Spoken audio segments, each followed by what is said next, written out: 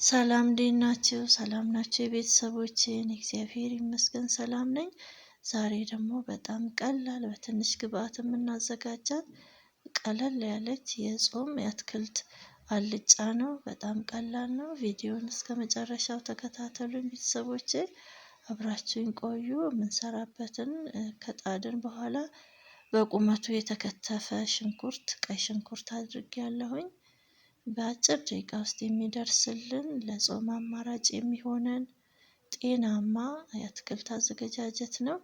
ሽንኩርታችንን ለትንሽ ጊዜ ሳይጠቁርብን ጠበስ ጠበስ ካደረግነው በኋላ ዘይት ጨምራለሁ። ዛሬ የተጠቀምኩት የአትክልት ዘይት ነው።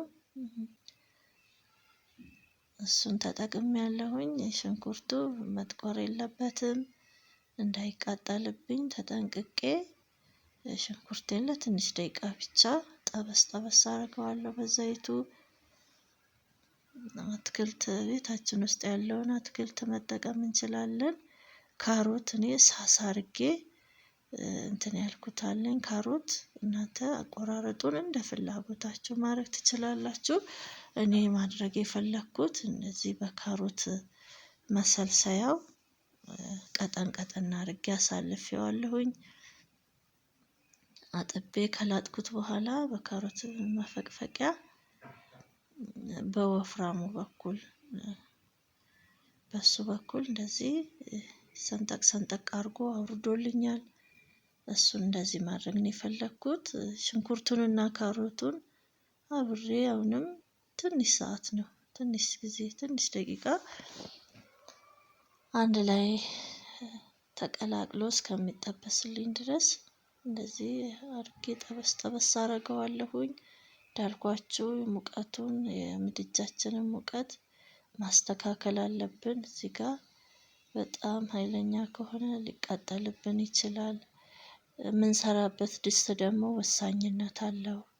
አትክልቶችን ስንጠባብስ መቃጠል የለባቸውም። ካሮቱን ትንሽ ሰዓት አብሬ ከሽንኩርቱ ጋር ከጠበስኩት በኋላ ፎሶሊያ ስላለኝ ፎሶሊያውን ጨምሬያለሁኝ። በጣም የሚጣፍጥ ጤናማ፣ በተለይ አሁን ወቅቱ ጾም ስለሆነ እነዚህ አትክልቶችን በቀላል በትንሽ ሰዓት የሚደርስልንን እየጠባበስን መጠቀም እንችላለን። ፎሶሊያውን፣ ካሮቱን፣ ሽንኩርቱን ከዘይቱ ጋር አንድ ላይ ጠበስ ጠበስ አደርገዋለሁ። ካሮቱን ደቀቅ ያደረኩት አውቄ ነው እንዳልኳችሁ፣ ለመልክ በኋላ ቆንጆ መልክ ይሰጥልናል። እዚህ ጋር የምንፈልገውን ነገር መጨመር እንችላለን። ለከለር መስጫ እርድ ጨምሬያለሁ። እርድና ነጭ ሽንኩርት ያው በደንብ አድርገን መጨመር አለብን ማለት ነው። ካልፈለግንም አነሳ አድርገን፣ ግን ለአትክልቶቹ ቆንጆ ጣዕም እና መዓዛ ሽታውን ቆንጆ ያደርግልናል። ነጭ ሽንኩርት ለጤናም ያው ቆንጆ ስለሆነ ይጠቅማል እንጂ አይጎዳም። ጨመር አድርገን ብንጨምርበት ለአትክልቱ። የማንወድ ሰዎች ካለን ደግሞ አነሳ አድርገን ግማሽ ማንኪያ መጨመር። እኔ ማንኪያውን ሙሉ አድርጌ ጨምሬዋለሁኝ። ቆንጆ ቃና ይኖረዋል አትክልቱ። ነጭ ሽንኩርት በጣም ቆንጆ ነው። ወዲያው ነው የሚለውጠው። ያው ጥቅል ጎመን በተለይ ስንሰራ ነጭ ሽንኩርቱን በደንብ ቃናውን ይቀይርልናል።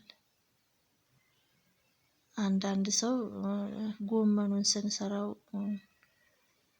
ቃናው አይጣፍጥልንም ይላሉ። ነጭ ሽንኩርትና ዝንጅብል እዚህ ጋር በጣም ወሳኝነት አለው። ካለን ደግሞ እርጥብ ቅመሞችን ጭቅጭቅ አድርገን፣ እርጥብ ቅመም ማለት ዝንጅብል፣ እርጥብ ዝንጅብል፣ ነጭ ሽንኩርት፣ በሶ ብላ፣ ጤና አዳም ፍሬ አድርገን ጭቅጭቅ አድርገን ብንጨምርበት ደግሞ ይበልጥ በጣም ቆንጆ ነው የሚያደርግልን። ሌሎች እንኳን ሳይሆን በተለይ ጥቅል ጎመን ብዙውን ጊዜ ሽታውን አንወደውም የሚሉ ብዙ ሰዎች አሉ። በዛ መልኩ ቃናውን ቀይረን አጣፍጠን ማዘጋጀት እንችላለን ማለት ነው። ጥቅል ጎመኑን ጨምሬ ደግሞ አንድ ላይ ለትንሽ ደቂቃ፣ ብዙ እሳት አይፈልግም፣ ያው አትክልት እሳት አይፈልግም። ጠበስ ጠበስ አድርገዋለሁኝ። ሙቀቱን የኤሌክትሪኩን የምንሰራበትን ምድጃችንን አስተካክለን እንዳይቃጠልብን፣ ከለሩን እንዳይቀይርብን፣ ቆንጆ ሆኖ እንደዚህ እንዳማረ ሆኖ እንዲጠበስልን ሙቀቱን አስተካክለን መስራት ነው። እዚህ ጋር ደግሞ ካሮት አለ። ማን ነው ካሮት አልኩኝ፣ ይቅርታ፣ ድንች ጨምሬያለሁኝ። እንዳልኳችሁ ቤታችን ውስጥ ያለውን አትክልት መጠቀም እንችላለን። እዚህ ጋር ብሮኮሊ ካለ መጨመር እንችላለን።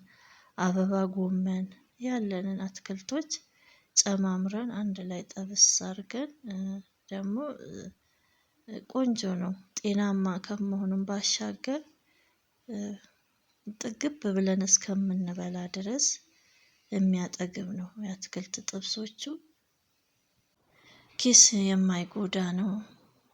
በዛ ላይ በዳቦም በእንጀራም ባለን ነገር፣ ቤት ውስጥ ባለን ነገር፣ በቂጣም ብንመገበው ሁሉም ያስኬዳል። ቆንጆ ነው።